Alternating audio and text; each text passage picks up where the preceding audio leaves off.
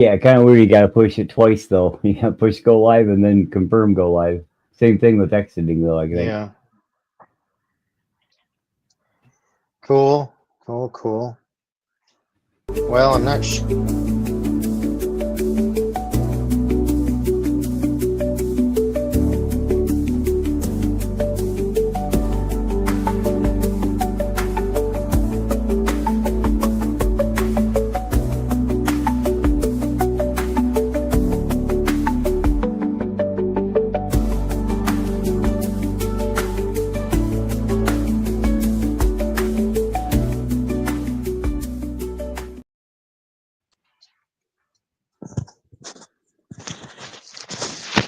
All right. How's it going? Good. So, flapping lips. Can you hear me? I can. You sound nice, loud, clear. All right. And so do you. Hopefully, this is broadcasting out to the YouTube channels. I know it's working on our little StreamYard thing, but Yeah, it's on both YouTubes. I've got those pulled all up right. each one. Awesome. Awesome. Well, man, it's been a long month. It has. Here we are. I think we did maybe one show earlier this month. It's been a long one though. How have you been? How are things going over there? How's the winter treating you so far? Yeah, so far it's not been too bad. We're at 50 today, but it's the last couple of days. We're supposed to see 40 tomorrow and then 20s and 30s there on out. So Okay. this is the last Yeah. pretty one of the week. Yeah. We're actually in winter Yeah, from that here on 20s out. and 30s. 20s and 30s seems pretty cool to me. It's I don't know pretty what the nippy. temperature is here. It's about 57 right now. That's not working, so that doesn't tell me, but it says it's 57. Hello, Simon. How are you doing, buddy? Simon, what I'm going to try to do, and Simon's a really good driver. I'm going to try to get this techno back together, and hopefully it'll run. I went out to the track that they call The Dirt out in Paris a couple weeks ago, and I'm going again this weekend. So I'm just going to start tinkering with this while you guys are anybody out there watching, say hi. But me and these old flapping lips will just be chilling. I'm not sure if you have any projects you want to work on this evening, or you just want to just Not a hang out lot. for a bit.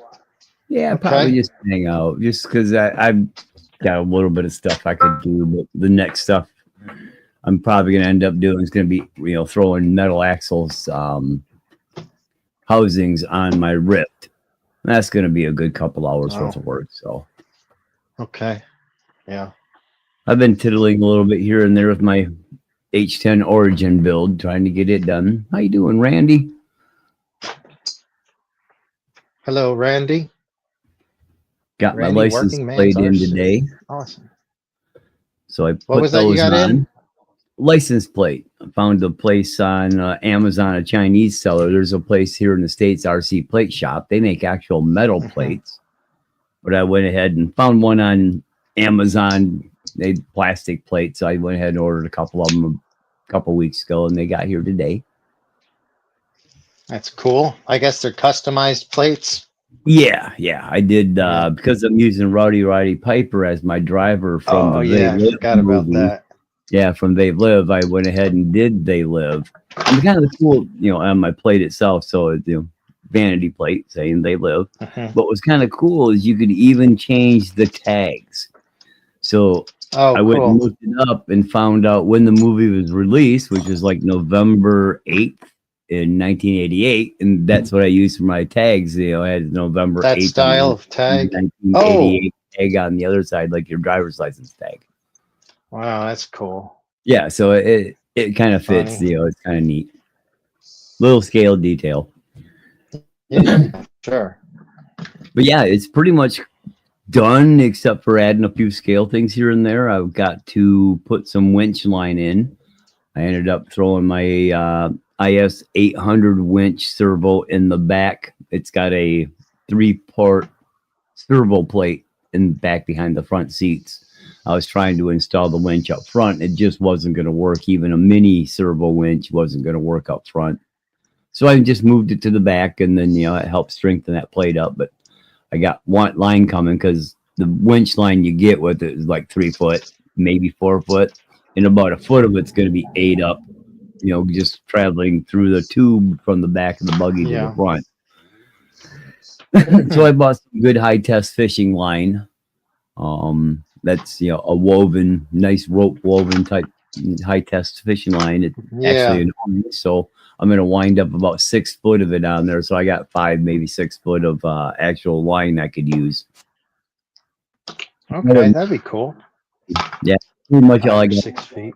A couple pieces. I got these little, fake NOS. Let me see here. I'll put them up here. These fake NOS bottles. So I'm going to set these up a little bit, put those in there, add some, nitrous. Oh, cool. Get those in there. Put a fire hydrant in there. I got a sway bar I may try to install, but I'm not sure if it's going to work because I moved my servo plate back a little bit and it may block the hole now. So a little bit of tweaky stuff. Basically, right now, it's just a matter of adding a couple scale details. Hey, Wolf Tracks. And then the last thing I'd probably want to do is do a little tweaking on my shifter. I set it up so I have the moving shifter. I'm going to put a fulcrum point in there so it gets a little bit more of the forward backward movement on the shifter and looks a little bit more scale. Right now, it just kind of flops around. But other than that, those are the last things I'm going to do to that. Sorry, I'm just trying to check my cats to see if I can make it bigger here. Oh, whatever. Oh, Wolf Tracks. So, where's that show? Why can't my damn... I can click it. Wolf Tracks is text. I like threaded lines. I'm trying to click these things. Man. To press show. Do you know how you can look on their comments and show them? How come that doesn't show? It should. I'm hovering over it and it shows show to me. So, yeah. I don't know. See, I can show. I may just disconnected from the internet. Yeah, you may not be seeing everything. I'm not sure exactly what you're seeing on your pad there. But you could also much right now. You could also do all of them over here, like I had there at the top. It's all above just above the chat area. There's that little show comments. You can do the drop down there, and then small, medium, large, wide, tall. Make those changes. It's just underneath the edit buttons there.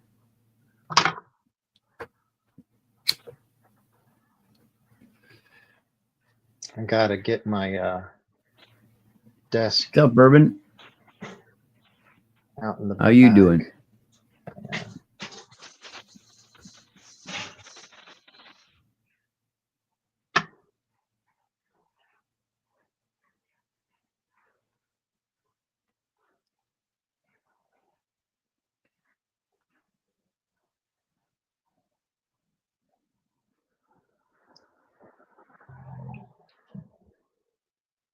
Not seeing.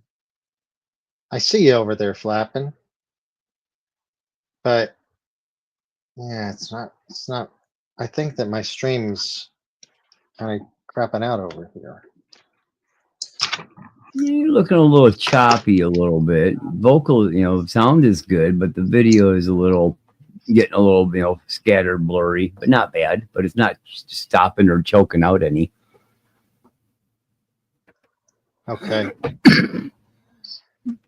Turn this off.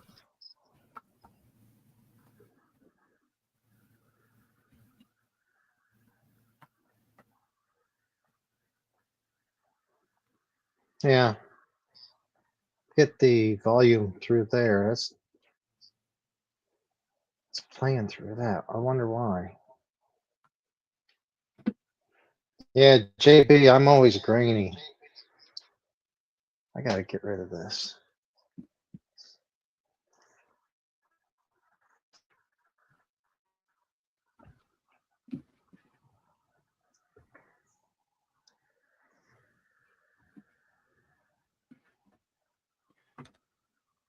So yeah, All right. while you're kind of figure it out. Why is that? No, I've still got volume coming out of here. Oh, out of Which is your crazy, little is pad. I've got it turned all the way down. Yeah. I don't know why.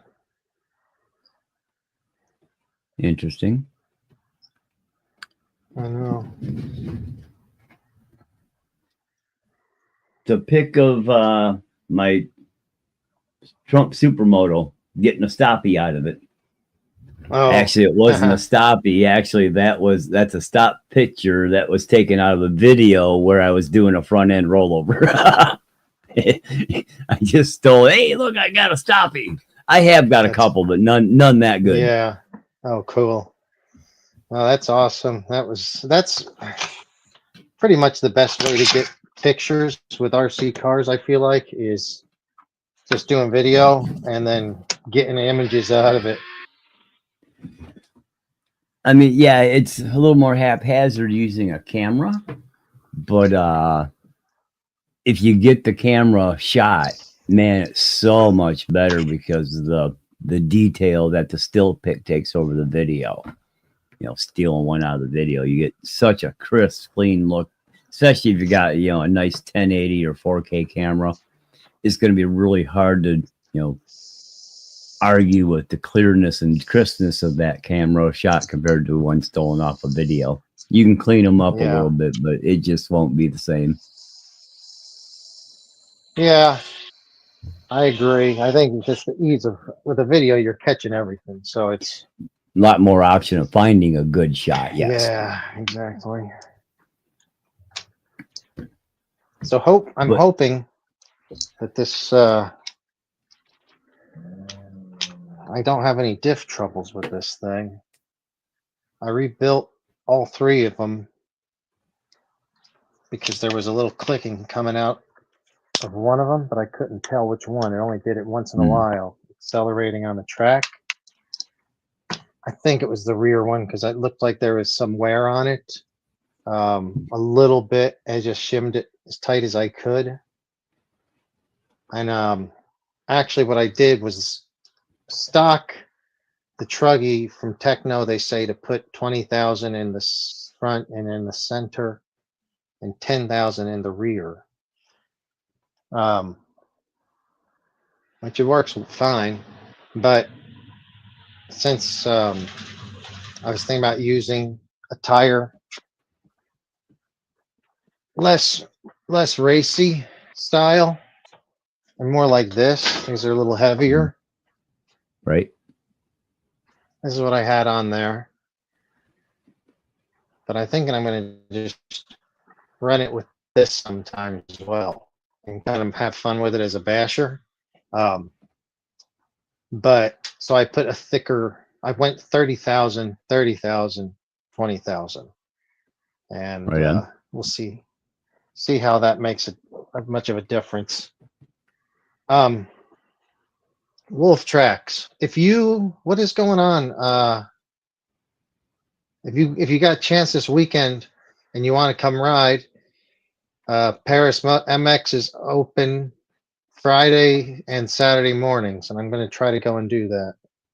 So I know Wolf Tracks likes to ride. He lives out here in the same area I do. Yeah, no Wolf Tracks. It's just plain old Maxwell House. Maxwell House. Maxwell House. Good to the last drop in the cock. Oh, yeah. Yeah.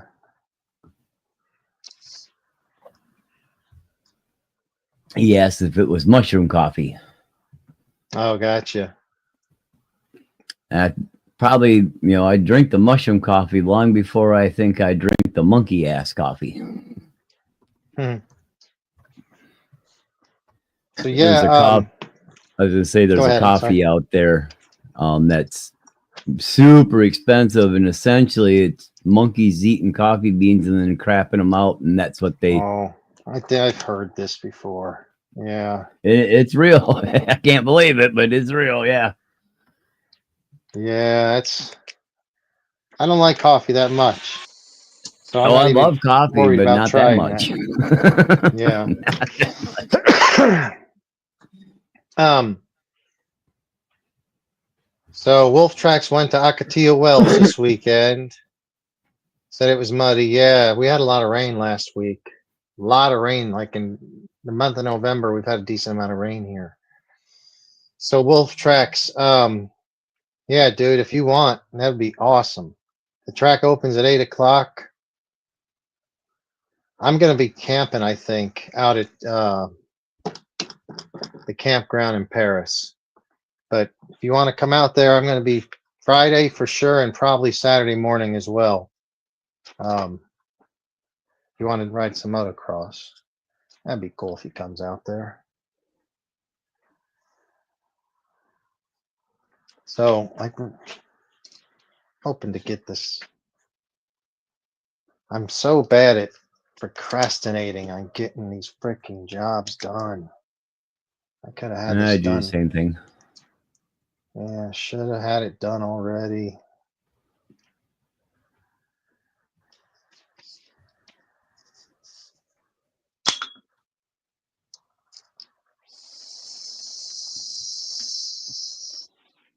Oh, and I did put a new rear differential case for the housing on this. Hold on, I put a new one on. I don't remember which one I did. One of them seemed a little worn. The front one. Yeah, you can get there, especially with a lot of use. Yeah. Oh, and I did put new bearings on the out drives of all of the differentials as well. So here's one.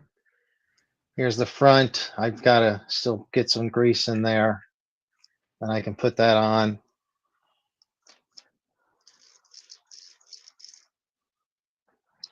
Backs coming together. Oh yeah, I remember what was going on. I think I ripped some of the, like, the 4 screws that hold the diffs in. I think I ripped some of them out of the front, like they ripped the threads out. And so It's a rough one. yeah. Yeah. Yeah, those big gears tend to help that along occasionally. Yeah. Oh, so supposed to have done this big air festival, jumping at the beach, etc., a couple weeks ago, but we got rain, and they also never built the big sand dune up. So I went and drove by there today. The sand dune is now up.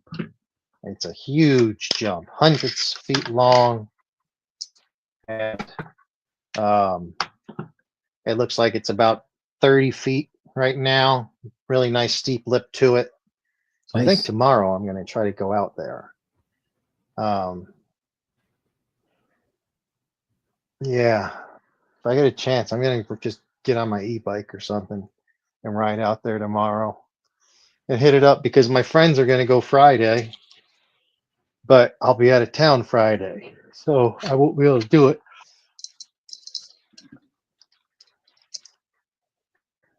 All right. I love using more grease than necessary. What's your opinion on that?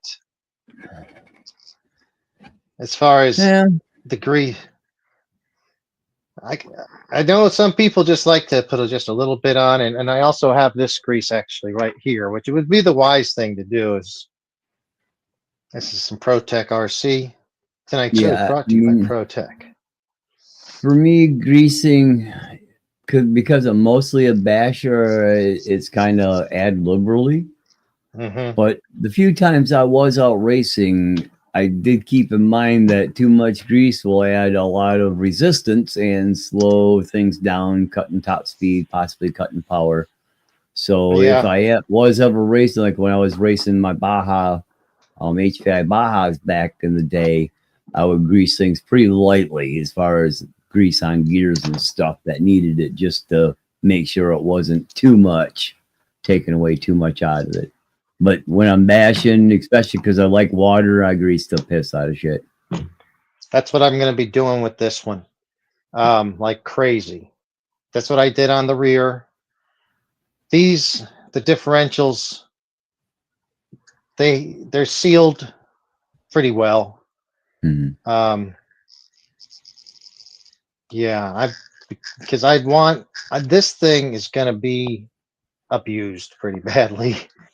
And like I said, I want it to, so I'm using this motorcycle, Bel-Ray waterproof grease. It's Good thicker than grease, it needs yeah. to be for sure, but I like it. And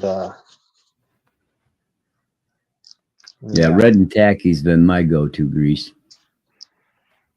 Yeah, but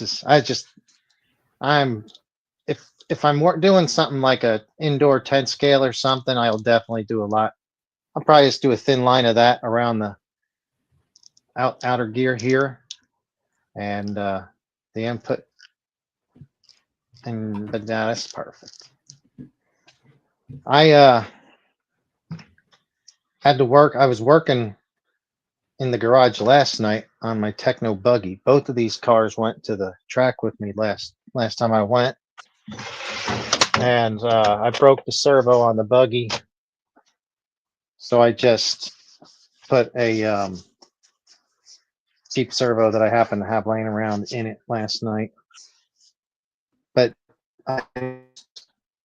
I give it some gas, give some throttle, wheels would spin, and I let off, and it would like come to almost a complete stop very quickly. I was like, what the hell? I noticed there was resistance. I pulled the motor and it wouldn't spin very well at all.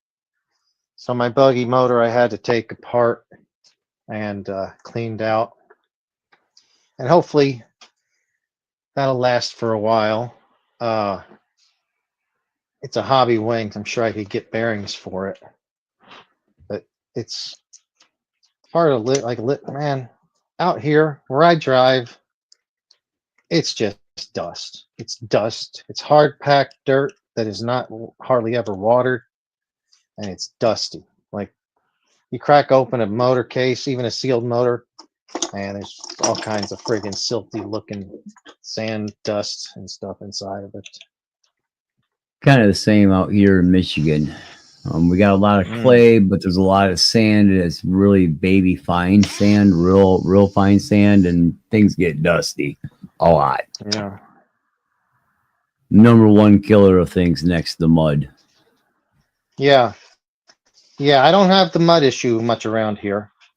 I definitely got the dust issue, and it gets into everything. As much as I try to, like right here, here's the motor, ESC for this car. And you see how much all the dirt stains are? All this is just from that one time driving, because it was perfect. I had it apart and installed like it was brand new clean. Yeah, dude, I guess there's constant maintenance with these damn things. Right.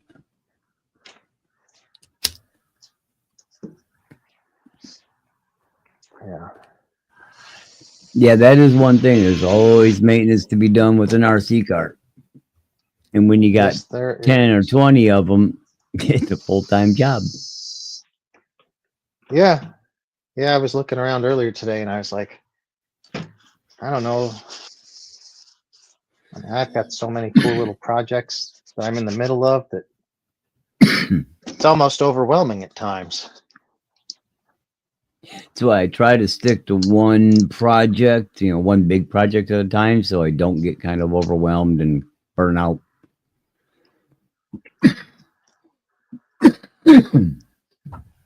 I got counted out yesterday. I think I got 19 RCs and probably enough stuff to build at least one more unit. That's pretty much I would be able to build it and get it running. It would be a crawler, all the stuff to do that, but I probably got enough stuff to start 4 other projects. Yeah. Axles or trannies or other pieces, parts, stock RTR, ESCs and motors, some stock servos.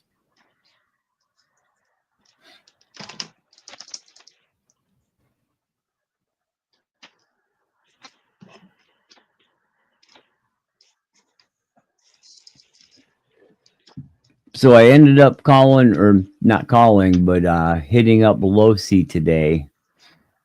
I don't know if anybody in chat's aware, but I know JB's seen my post.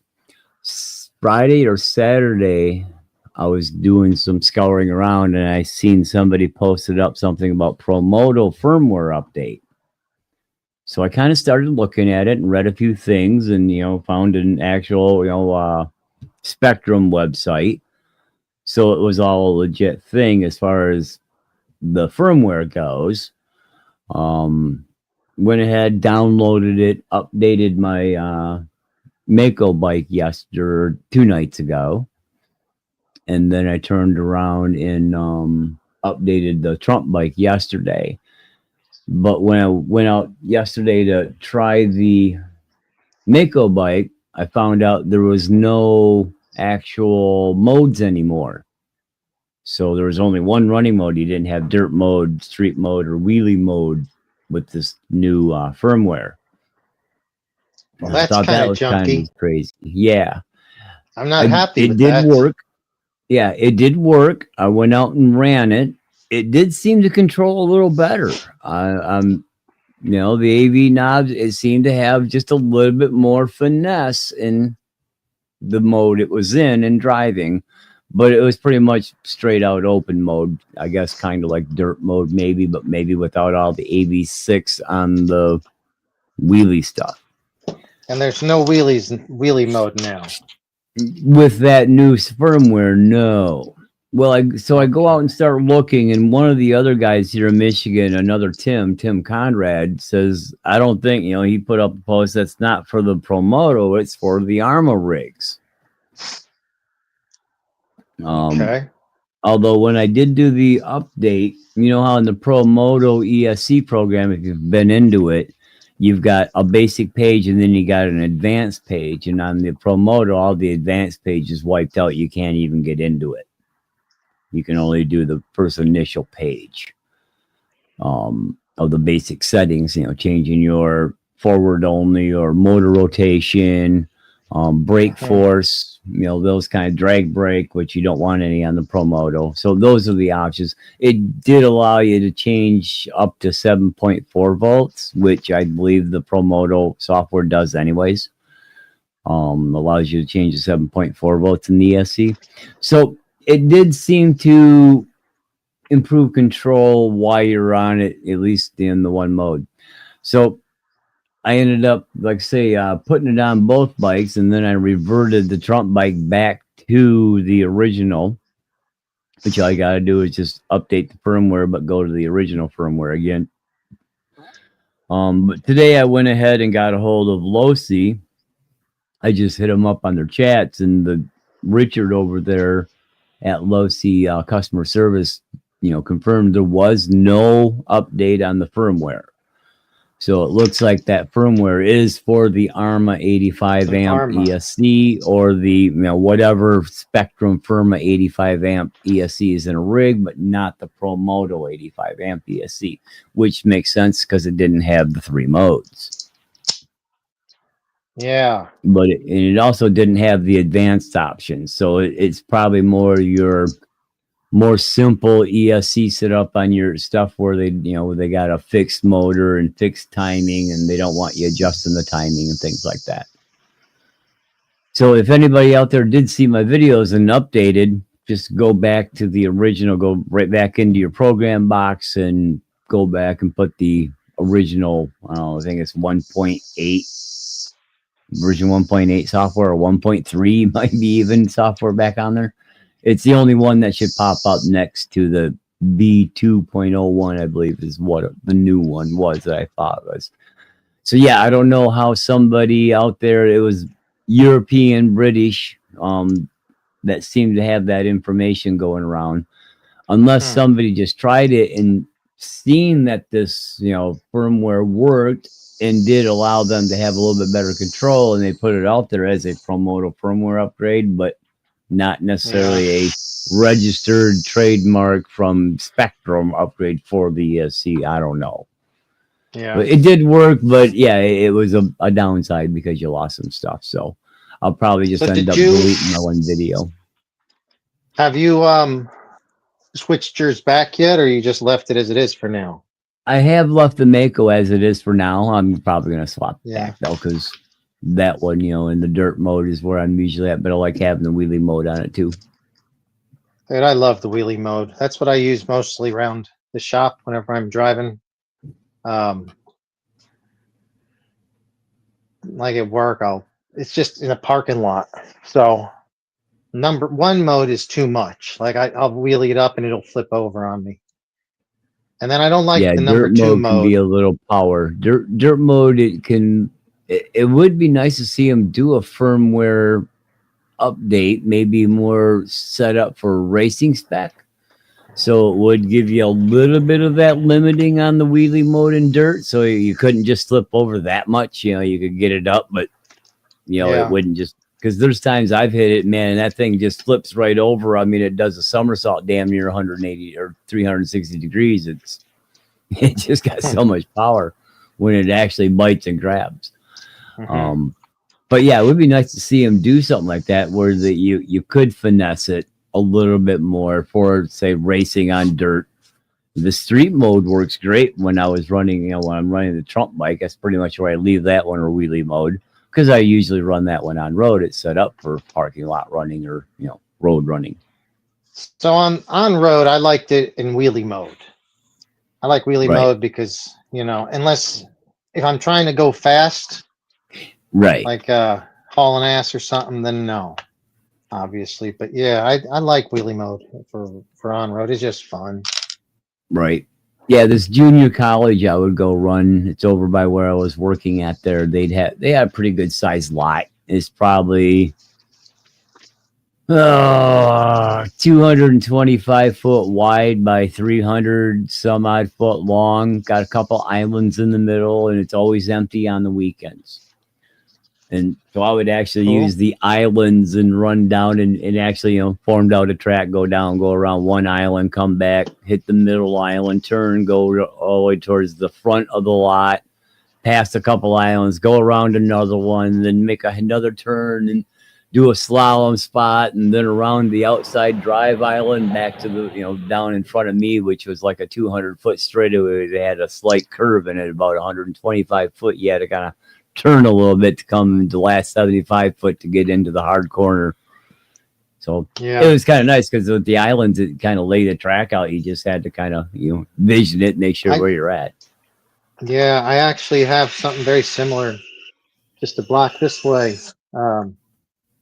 It's where it's like a medical building, and on Saturday and Sundays it's closed. Right. It's a big parking lot with, I think, 3 or 4 dividing islands. And I can just do them like, even if you just use one island as an oval. Right. It's like you're probably going about 100 and something feet, then a big left or right, whatever one you want to go. And then one way is kind of uphill and one way is a little bit downhill. So you got to be careful on the downhills, because I've tapped the brake going into the downhill corner and the front just. Oh yeah. And then once it starts sliding, it keeps going downhill. But it's so what I think is cool, every damn time I drive that thing, I still feel like I'm figuring out or learning something, because it does so different on different surfaces. Yeah, that's surfaces true. Drive so differently. And then with me, partially because I haven't been busy enough that I haven't driven a lot of times it's almost like I'll be starting again for the first, half a battery or so. You have to kind of relearn everything.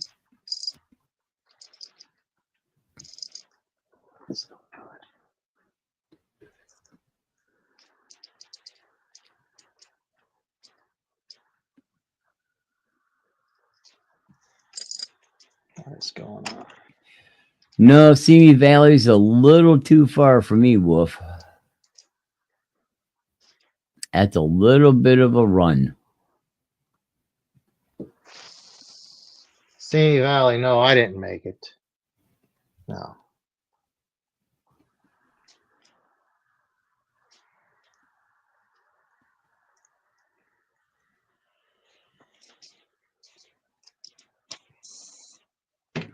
So yeah, I was a little excited thinking that there was some, new Pro Moto firmware finally after a couple years, but no, they haven't changed a thing. Yeah, that would have been cool.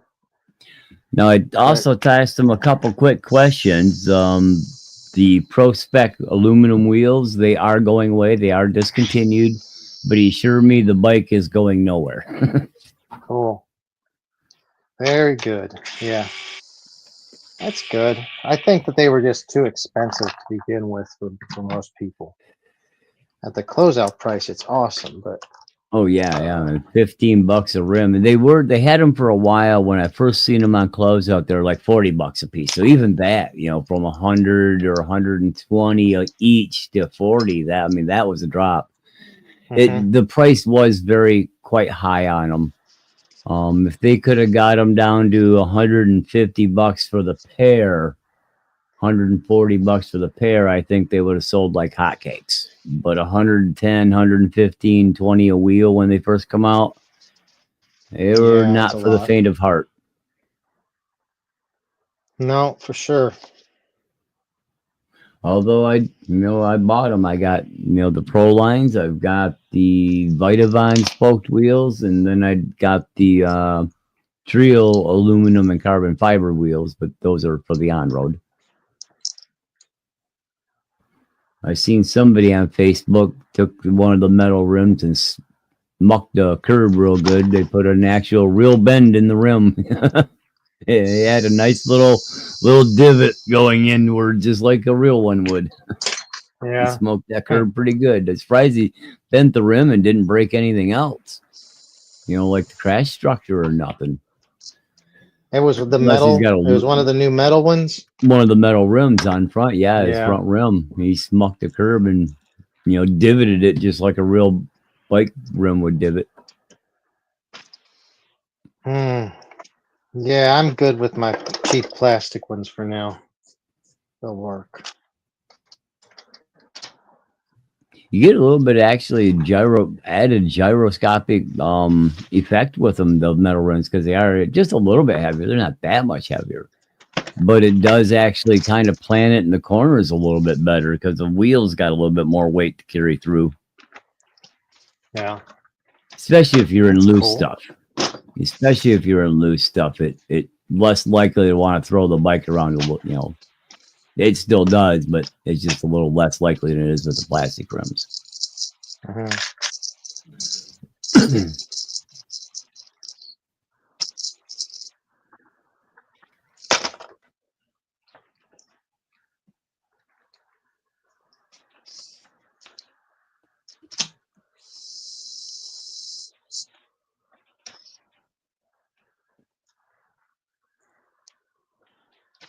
Yeah, I got a techno buggy from a buddy I bought out he was selling out his stuff, gave me a pretty decent price. So I got a couple things out of it and made my money back. So it was worth it. But he had an EB, I think it was an EB 410, one of the original versions. Yeah. Never did get it out and run it. I ended up selling it before too long. I got it and probably 2 months later had it sold. Thought about keeping it and running it, but I've never been a buggy guy or a stadium truck. Never quite fit my fancy.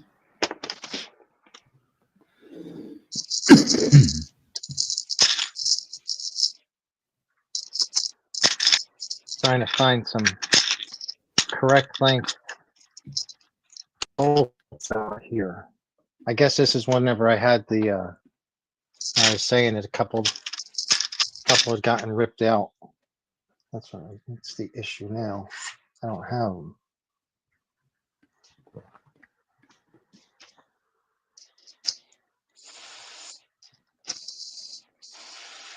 They're much longer than that. I don't know what's going on though.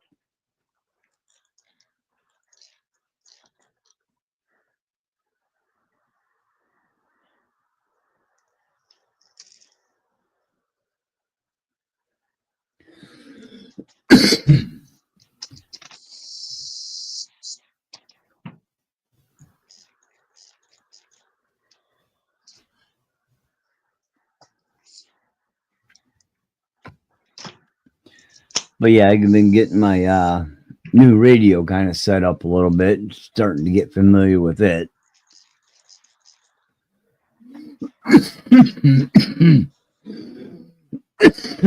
Excuse me.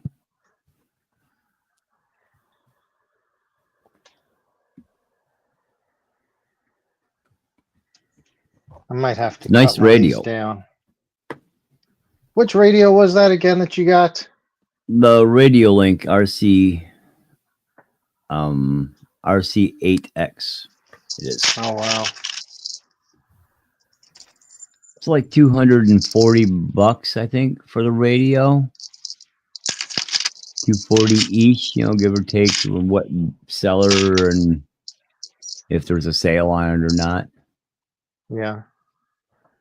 And But this yeah, is going to they're be nice. primary or for just crawling or what? It'll be a primary. Mostly I got it, so I got quite a few different radios, but I got most of my stuff on my one Radio Link rig, especially my crawlers and stuff, and even a lot of my other stuff.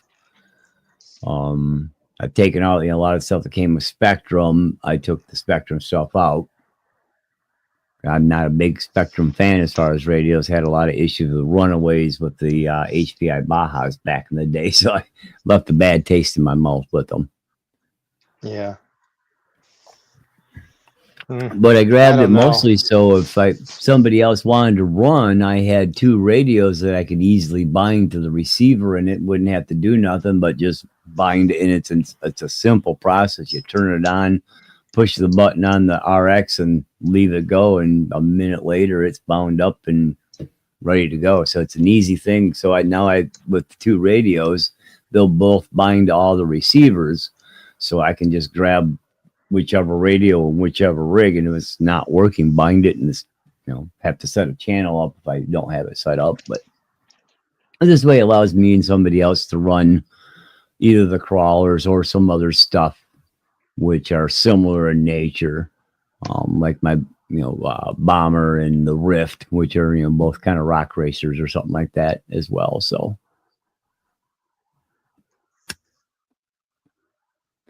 but it is a nice radio. I was looking at some of the other options. There's a few other ones out there if you didn't need to be quite so techie involved that are fairly new.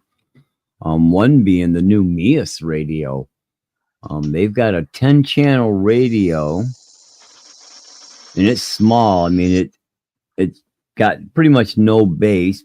It looks like you pretty much put 4 AA's in the handle. Yeah. You know, the head part comes off, but it's a 10-channel radio. Digital has a screen on it, has full adjustability. And then they've also got a receiver that has 8-channel or 10 channels of light setup on it that works with the radio. So if you got like one of these RC haulers, the Tamiya big rigs, or something along that lines where you've got a lot of accessories and lights, you can, you know, set that whole thing up, and that's kind of cool. And that thing was only $45 for the radio and $15 for the receiver with the 10-channel light setup on it. The other receivers are like $10, $8, $12. And they got a couple different radios, a 10-channel, then an 8-channel. They're nice, you know, you can one hand drive them because, you know, small and compact. So, you know, even somebody with shorter thumbs will be able to reach the steering wheel pretty easy. And those then are Dumbo really RC, inexpensively priced radios. Yeah, 65 bucks for a It's radio and funny how, receiver. yeah, It is. it's funny how prices on certain things, if on electronics, it really seem to have Yeah. gotten better on stuff like that. Well, it Because depends though. I mean, because you got Fly Sky. Okay, so Fly Sky's got their GT5 radio, which is a fairly popular radio in the crawler world, and other parts, decent aftermarket radios. They're like $70, $75. that's the But one then that you I got just picked up. okay, then you got the Fly Yeah. Sky Noble, and they've got a couple different versions of the Noble, and you can go anywhere from $250 to $550 on the Noble. Yeah. The Noble Those are 4 nice. radio.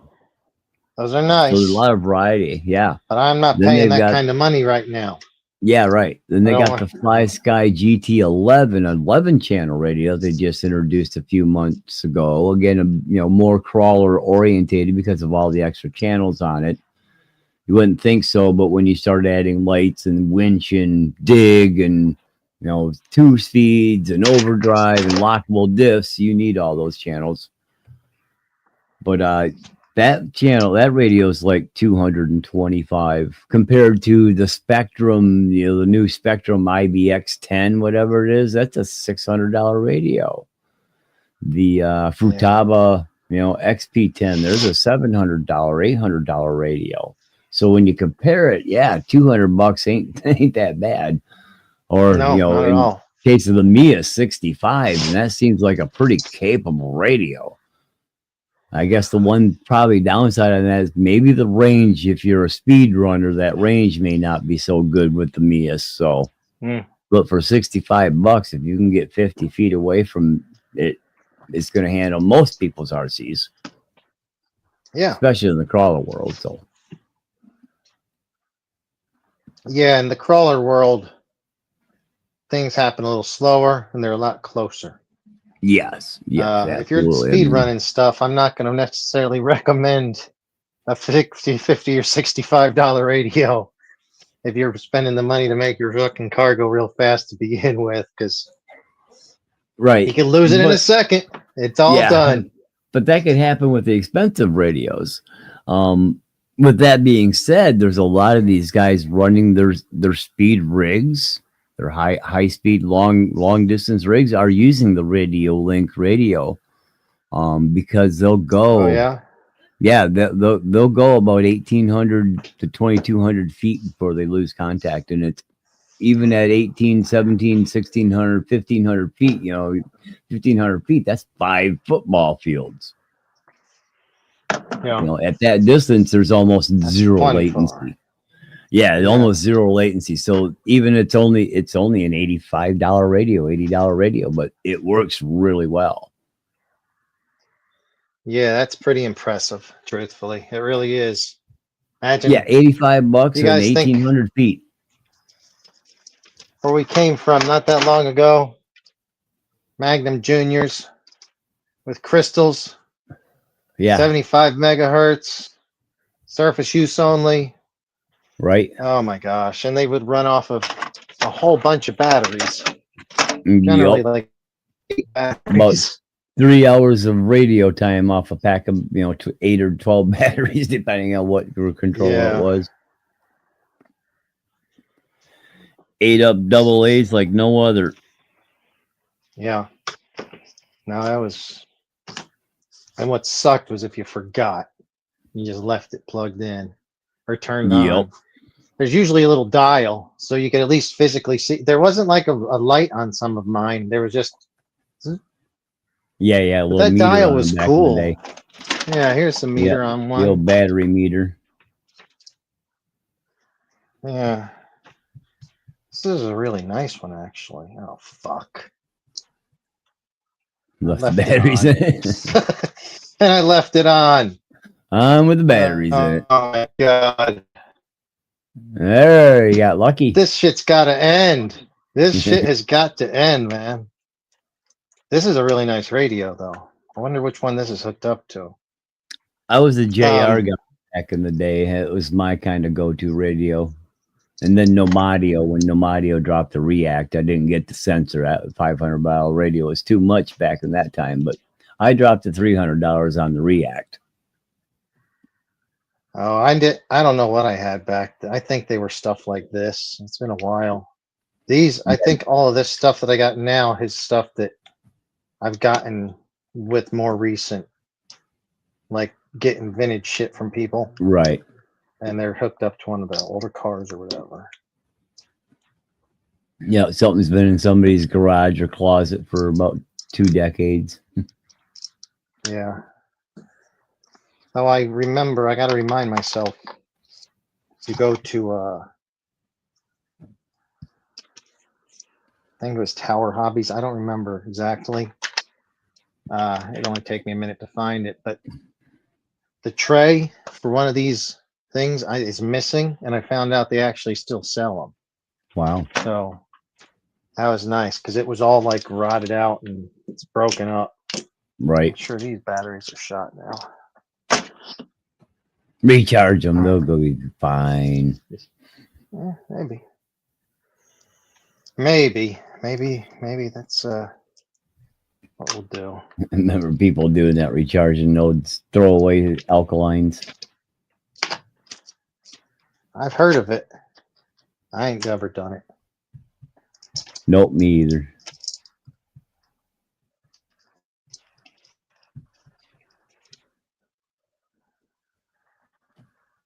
Me either.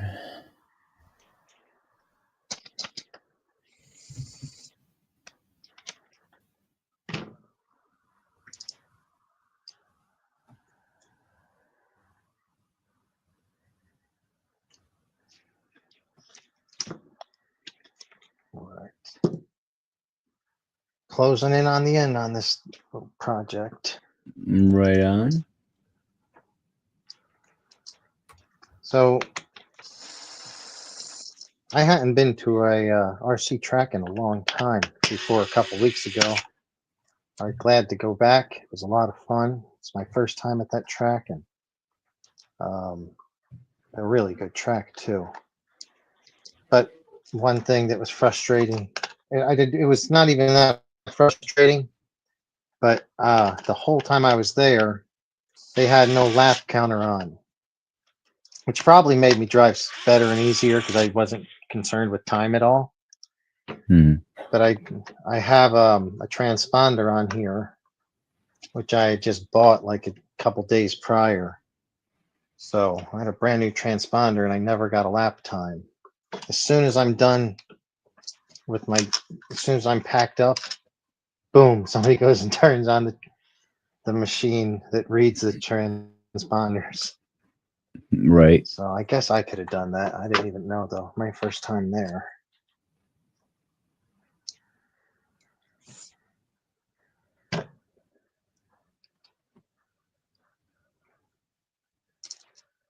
Oh, come on.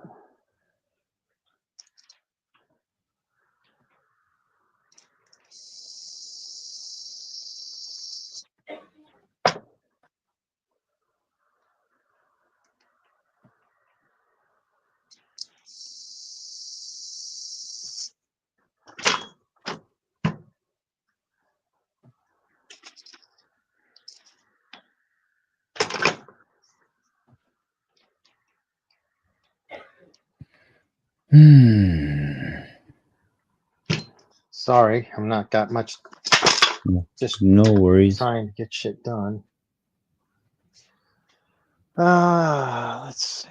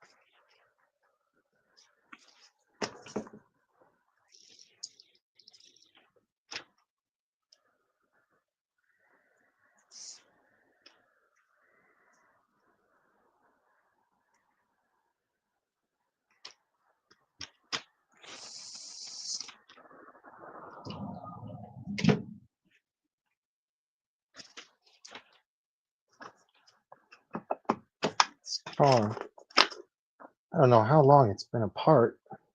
I don't feel like it's been apart that long, but I kind of feel like I'm missing screws for it now.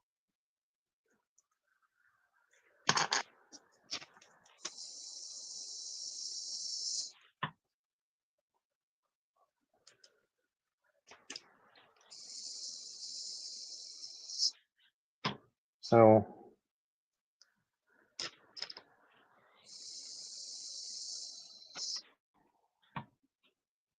yeah, I need another one of those. So let me work from there.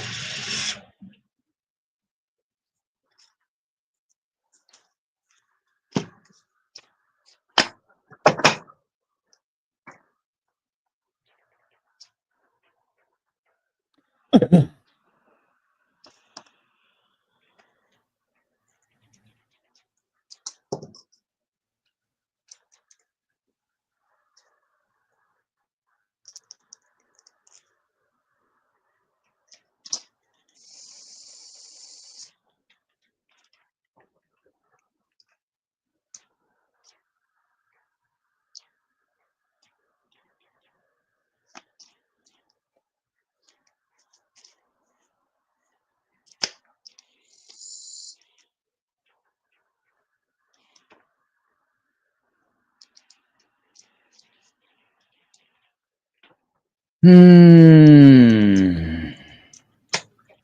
a day. It's been a day. Yeah, did you get anything worthwhile accomplished today, or Not too much. tried, I mean, a little or bit of just stuff. chilling, or yeah? I got That's good. outside, got some work done outside. I put a little canopy up over top of the duck pool. Of course, Yeah. it's getting windy out, and it blew up some of the tarp off it. So I had to kind of reset that, repositioned, and cut off one of the legs and made it shorter because it was hanging out too far, and just kind of adjusted it a little bit. I still got to do a little bit of stuff, get another couple pieces of tarp I got laying around, dig them out and lay them out, and get the rest of it colored over, and then throw some more blocks, cinder blocks on it, hang and weight it down so it'll handle the wind. Winter can get brutal, and the wind comes out of the west, which is a kind of a good field off to my side, so I get a lot of wind caught up in my place. So is this tarp covering the pond, or it's the bottom of the pond? Tarp covering, I put it like a little A-frame, 4-corner A-frame structure up over top of it. That way the ducks can use it. I got a pump in there circulating the water. I'll probably put an air stone or another pump in there to help circulate and agitate the water so it doesn't freeze. But that way the ducks can get in and go swimming through the winter. That's cool. Because they love it. They don't care about the water temperature. If it ain't frozen, they'll get into it. Are these ducks that could get in, fly away if they wanted to? Or are they just ducks that stick around? Some of the ducks could, but they've never really tried to fly much than off my deck down to the ground level, which is like 3-4 foot. Yeah. So I don't clip their wings. So my Welsh ducks, if they wanted to fly, they could probably fly. And I don't know if they'd be able to fly far or for long because they've never done it. But I think if they wanted to, they probably could. Then my other ducks are a little bit too big. Pekings, they don't fly. When Pekings fly, they're more like running. Yeah. But they move when a Peking gets flapping its wing moving across the ground, man. They'll move 20 miles an hour, no problem. But they're too big. They get too heavy.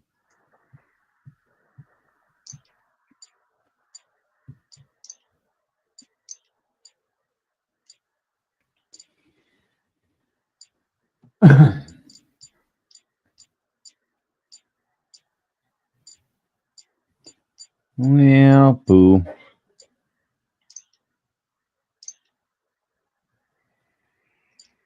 And I have so many stupid misspelled models on this thing that I don't Sometimes it's even hard have to, all of them. Sometimes it's hard to get them right. You only get so many characters.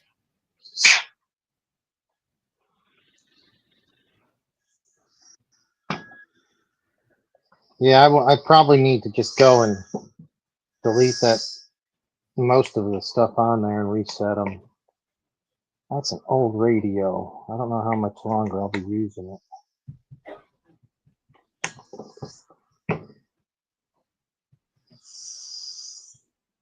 That was too tight.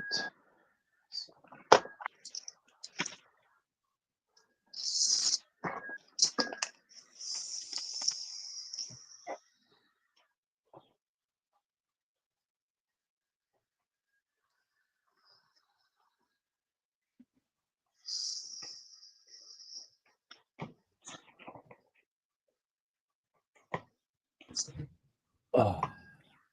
So yeah, I didn't do too much today. Like I say, pissed around a little bit. Basically installed one of the license plates on the back of the Origin and called it the RC Done Day. Got on the phone with Losi, verified the firmware stuff. As I got outside, took care of a bit of stuff outside while it was kind of decent. About 53 today, the last nice day of the year. Like I say, tomorrow they're saying, mid 40s, maybe high 40s, and then 30s and 20s after that. So my outside stuff is pretty much done as much as I, can make it done.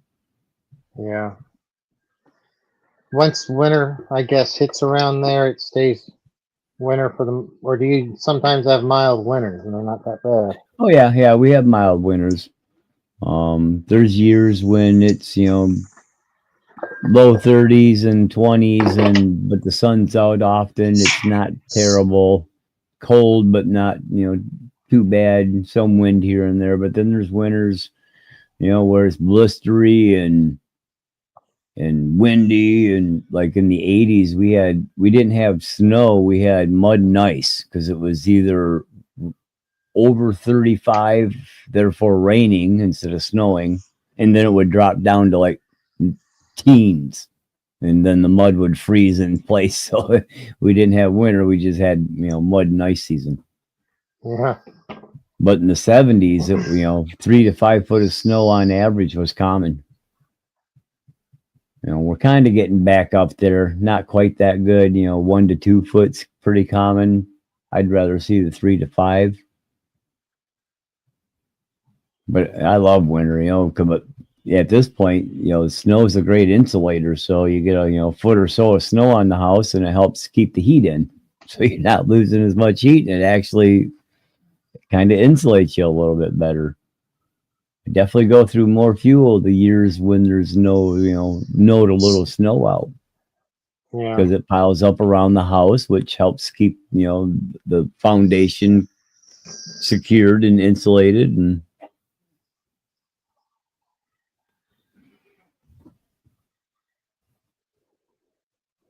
Well, remember how I packed a lot of grease in these things? right. And what else did I do? Oh, I put thicker differential fluid in everything. Too much. Maybe. Yes, that's the one thing. I mean, the grease will fling off to a point, so that if that's kicking off, it's most of it. Nothing's bound up. Pretty good. It don't really fly off too much, but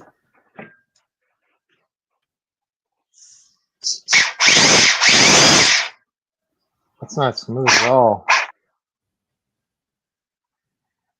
it sounded a little clunky there for a minute.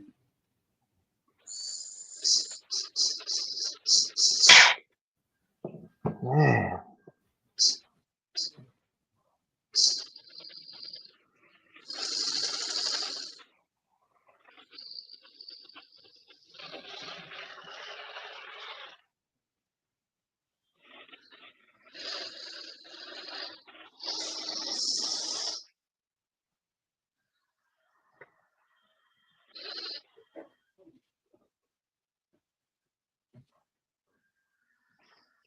Maybe I just need to get another spur gear because this thing is pretty chunked out, worn.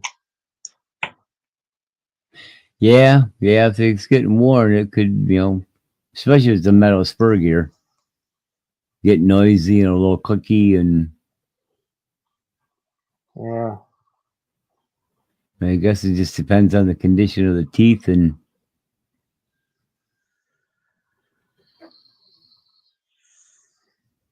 Wish I had better light here.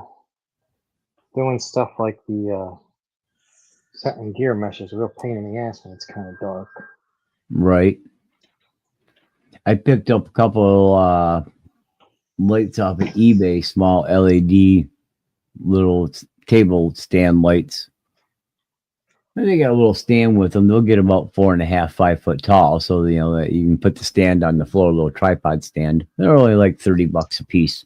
USB, powered. So come with an on-off button with a lighter or a dimmer. So,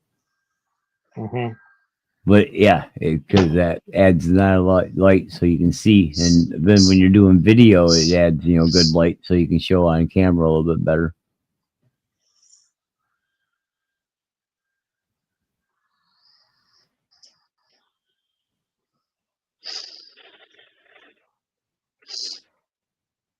Well, I mean, nothing's really wrong. It's just it doesn't roll nearly as freely as it used to. Right. I'm going to stick some tires on it and drive it around some and see how it does.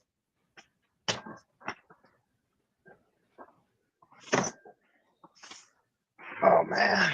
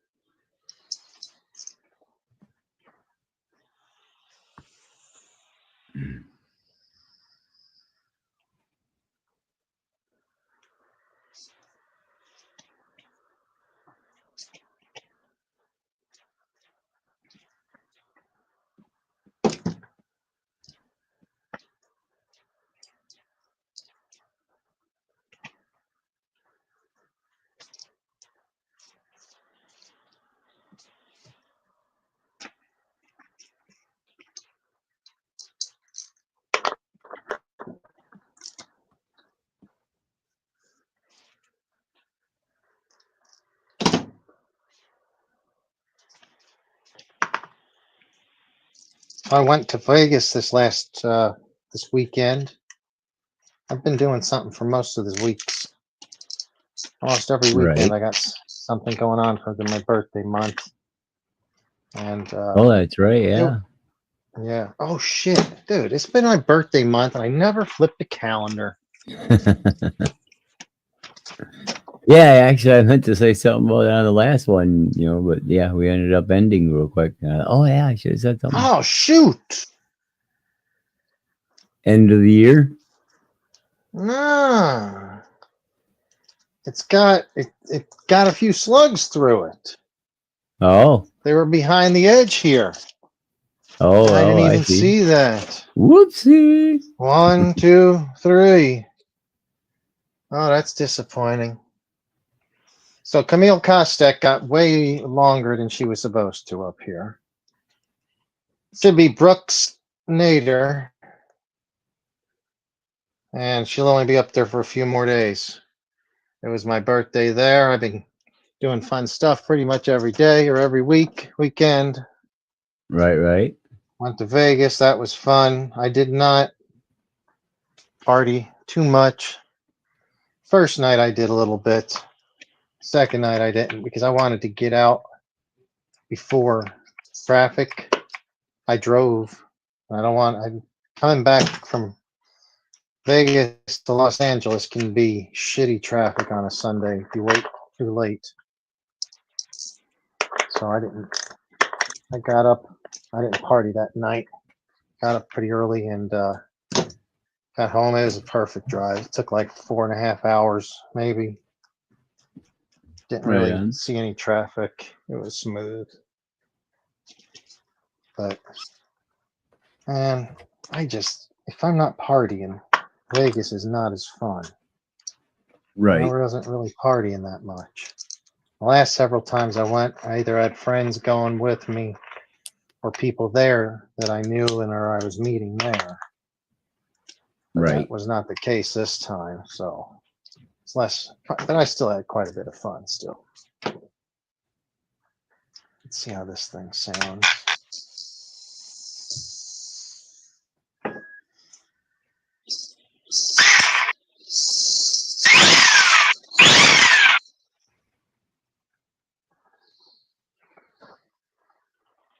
Kind of hard to hear on this side, I think, with the gating going on. It's cutting, a good portion of its sound out. Mm-hmm.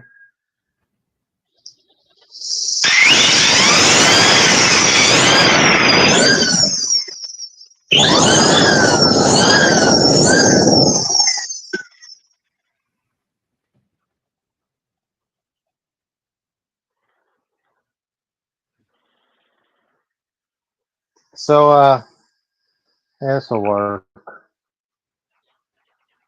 It'll work. I can tell it's actually going to get quieter. This thing, it doesn't hit very hard when I pull the trigger. You have to hold on to it. It has more like top end than torque. Right. Makes it easier to drive for me. You notice it doesn't hit that quickly, but when it does, it'll end up spinning the tires and expanding them.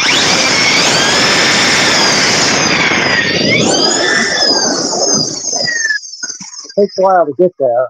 You have to be used to like driving with more throttle, I feel like, than I used to, but Right. I think this will be fun, actually. This is going to go good. Yeah. All right. Cool. So at least I can drive this weekend. Right on. Yeah, this is going to be different. Going to be kind of a basher setup now with the Techno Truggy.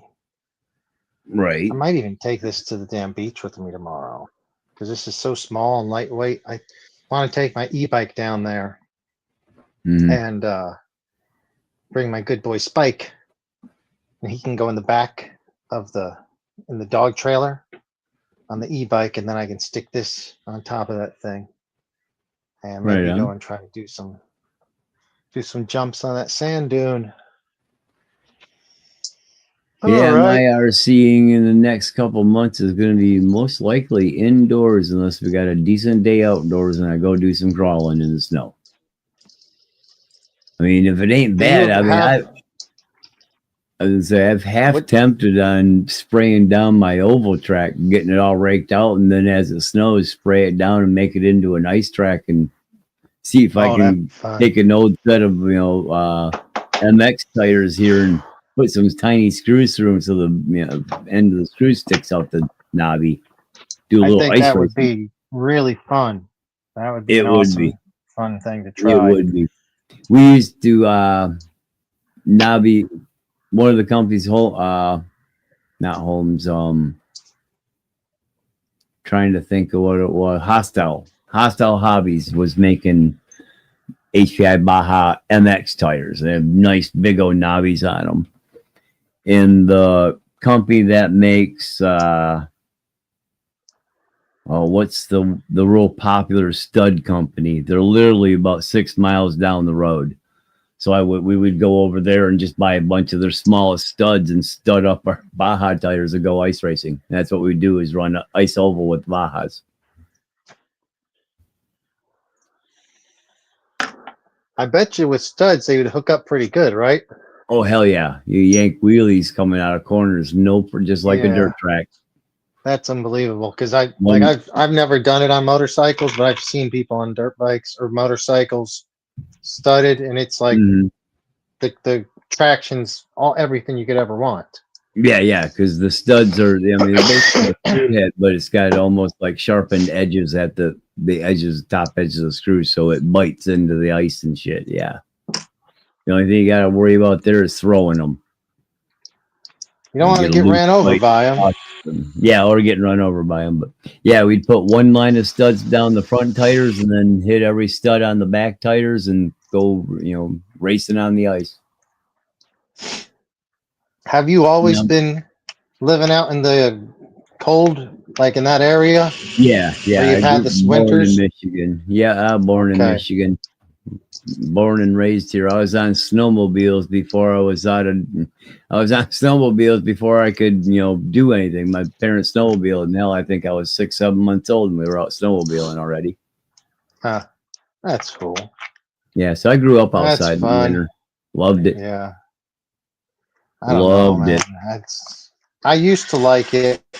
I don't know how I would deal with it now. Now I get older and feel. I used to always look forward to snow. Mm-hmm. Living on the East Coast and stuff, it was good, but. Yeah, bumper riding back, or bumper skiing back in the day. You ever do that? I don't think so, unless it was called something else. I guess I don't know what that is. Well, there's two ways you do it. You could bumper tag, which you'd put on a slick pair of dress shoes, and then as somebody was taking off at a stoplight, you'd slide out between a couple pair of cars, grab their bumper, and just slide on your shoes and go skiing. But bumper skiing is where you'd actually take a skateboard, take the wheels and trucks off it, fill in your holes and polish up the bottom, strap a rope to a bumper and have your buddies go driving down the roads and stuff with you, skiing behind them. Just had to watch never corners. Did. You had to watch corners, man. That was the stupid, crazy shit we did back in the 70s and 80s. Yeah. I didn't pull that one off. That could be I'm sure you could eat shit pretty easily. Oh, easily. Yeah. It could be a problem, other cars and people lose control. You could get yourself fucked up real easy or dead, Yeah.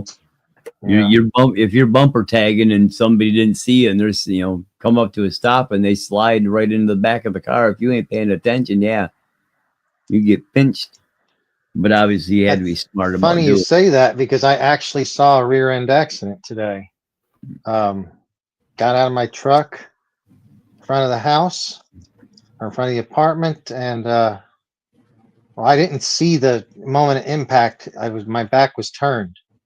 So I parked right in front of the apartments, started walking towards the door, and I hear a boom. Man, I've heard 3 or 4 crashes in the last year at this intersection by me. Right. And so I've gotten good at guessing, knowing exactly what it is, I can tell the difference between that and the sound of the Coca-Cola truck unloading across for CVS. That makes some loud clanging too on its its door, its drop right delivery door. But yeah, man, boom! I was like, oh shit! And I turned around, and there was I don't know why she was going that fast, because there was like 50 cars stopped in 2 lanes of traffic. There's a red light. It's a whole block farther away. I don't know. This woman I bet she pulled off of the side road and was looking to her right as she pulled left and accelerated and got, she was watching for oncoming traffic and didn't realize the car over there had stopped. It just pow! Went in the back of it. But I think she was going, like, she smashed the shit out of her car. So it feels like she was going faster than she should have been. Yeah. How you doing, Granny? Yeah, you're in Australia, I think, aren't you? I believe. Granny said she just got out and went to the beach and had a crawl on the rocks. Who's that? RC Granny. My tablet went out, so I can't see anything anymore. Did it die on you or just go dark where you got to reopen it? No, it died. Oh, boy. But I might have... Man, I could have had it plugged in this whole time. Coulda, woulda, shoulda, couldn't, didn't, don't. Yeah.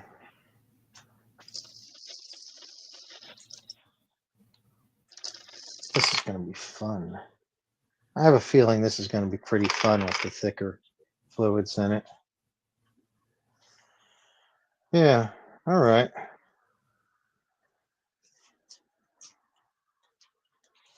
Right on.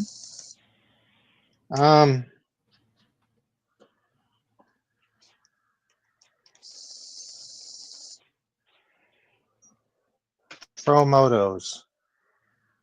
So this one, I was going to go ahead and drive it. So I wanted to test it out. Compare it with some different tires on the other one. But all that rain, between all the rain and all the weekend excursions, it's just not happening right now. Right. How am I looking for? Oh, I could use a wing. Now, is that a 12 scale or 14th scale rig, Randy? The Terranaut. Or is it actually 10th?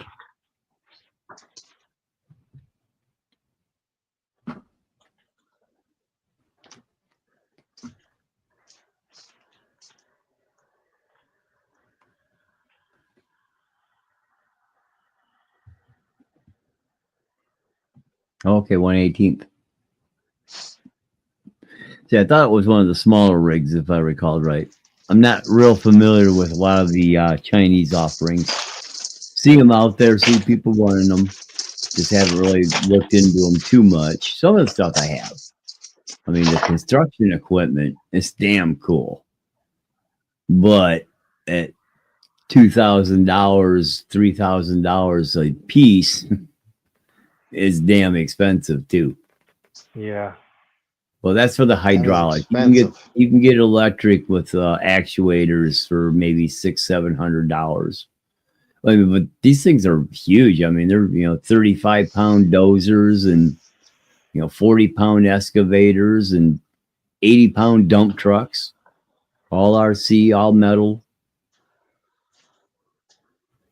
And like I say, the nice ones are all hydraulic, full 360-degree spin turrets on them and shit.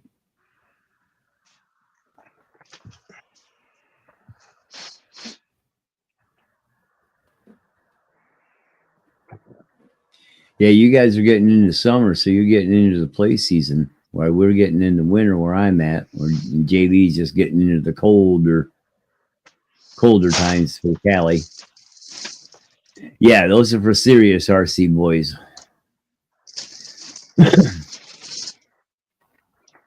I gotta admit though, it would be cool to have a fleet of dozers and dump trucks and actually build an RC track with them. Yeah, that'd be awesome.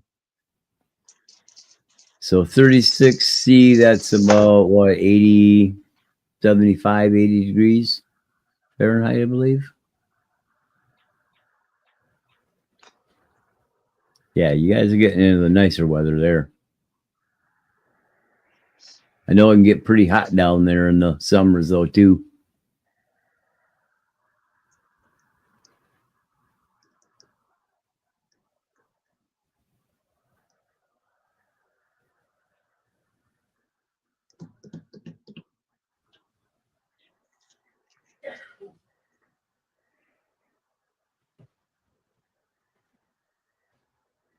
Where the heck did this thing go? Okay, so yeah, a little bit warmer. Almost 100.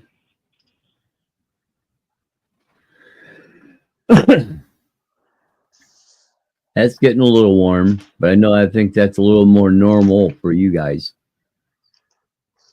Mid 90s or so seems to be pretty common in the summers there.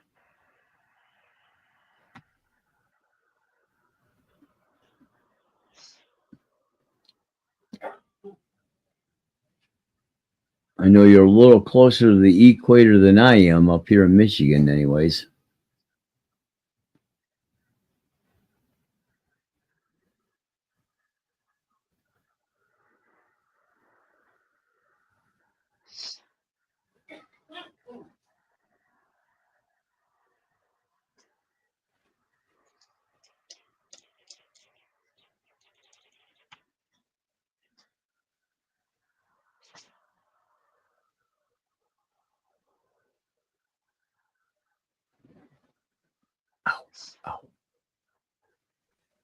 Man, I hate pinched nerves.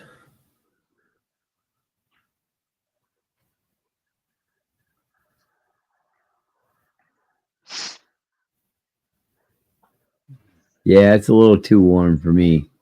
97's plenty warm enough. Now it ain't. It's okay if the humidity's low. Once that humidity gets over 50%, though, it can get pretty muggy, at least around here. But we've had a few times when it's been 90 and like 30, 35, 40% humidity, and it's been nice. You know, slight breeze, feels cool when the wind's blowing. Step in the shade is not bad, but you're not getting mugged in the sun.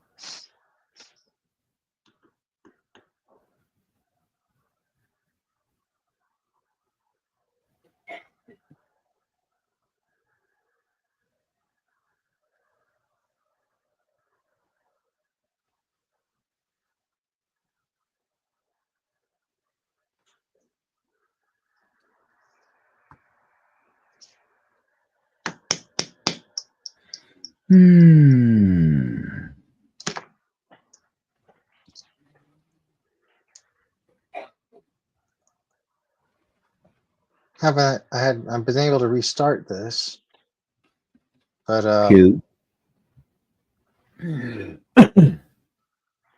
having that issue with the volume again. Weird. I think it's back to normal now.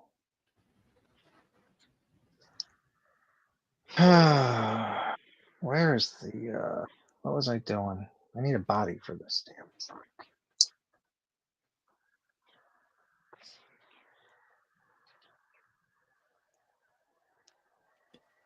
You too, Granny. Take care. Thanks for swinging in. That's RC Granny. Yeah. I just see the tech. There's the chats now. Is that somebody that do you know him from your channel? A little bit, yeah. Catch Said he's RC from Granny. Australia as well. Yeah, catch RC Granny from a lot of the other lives, RC lives, Oh, cool. often in the chats. Yeah. Cool. Seems like Australia's got a lot of stuff going on with RCs. Yeah, this seems to be a good number of them. Oh, excuse me. Probably should get heading off myself. It's 3 a.m. ish here. Yeah. 2:43, so grab myself something to snack on before I crash out for the night. Alarm's gonna go off in 4 hours. Still trying to get up, even though I've not been sleeping for crap. Still trying to get up at my normal time, though sometimes I hit that snooze button or inadvertently hit the off button, but I'm still getting up, you know, by 8:30, 9 o'clock, I'm crawling out of bed, even if I was, you know, up till 5. I've been the opposite. I'm totally going night mode. I can't. I actually don't. I think I'm not even going to be worth anything up until noon from now on. I'm just going to admit it. I'm going to start Right. working nights again or something like that because I don't have any energy. But like 3 o'clock in the afternoon hits, I start feeling more energy. Right. And then here I am. Everything I do is late night energy shit. I don't know why. It's the way it's been I for wish me. I Like could get it around. this time of year for me, I get a little insomnia going on. The weather change just kind of messes with my system a little bit somehow, you know, and I don't sleep much for till a couple weeks to a month while the weather's getting cold. Once it's cold and steady, then I'll, you know, come back to normal, and that barometric pressure change just tears me up, though. Yeah. All right. Well, thanks for hanging out with me. I got my truck done pretty much. It's good. It'll be good enough to run for sure. Right on. And what else? I'm not working tomorrow. So I might just pop back into the garage if I have everything set up still. Right. Okay. Yeah, I'll probably be try cool to to do jump on something tomorrow. Yeah, if you see me get in there, feel free to go on in and click yourself in there. Right on, man. I'll hopefully remember how to do this audio thing better so I don't have to keep figuring it out every time. All right, we'll see. I'll talk to you later. I'm going to go ahead and end this bad boy. Right on, man. You have a good one. Thanks for hanging out, chat, and we'll talk to everybody later. Okay, thank you, everybody. Have a great evening. Talk to you later.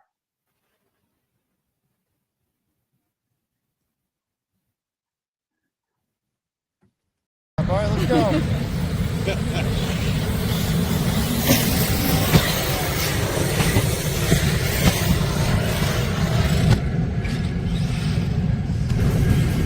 That was the highest jump of my life.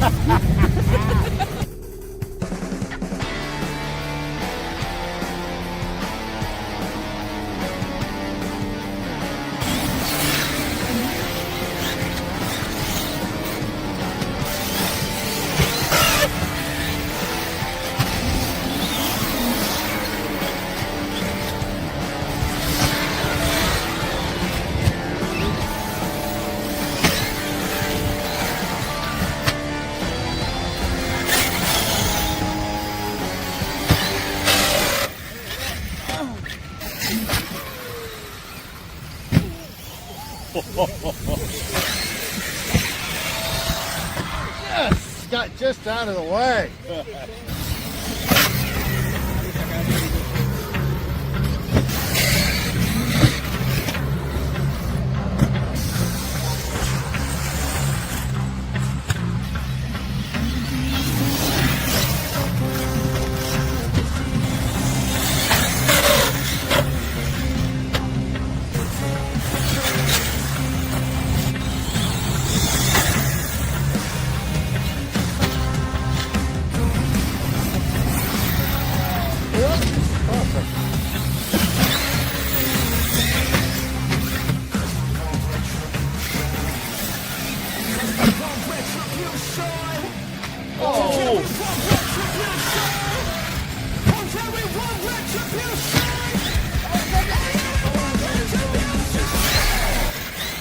Oh my freaking God.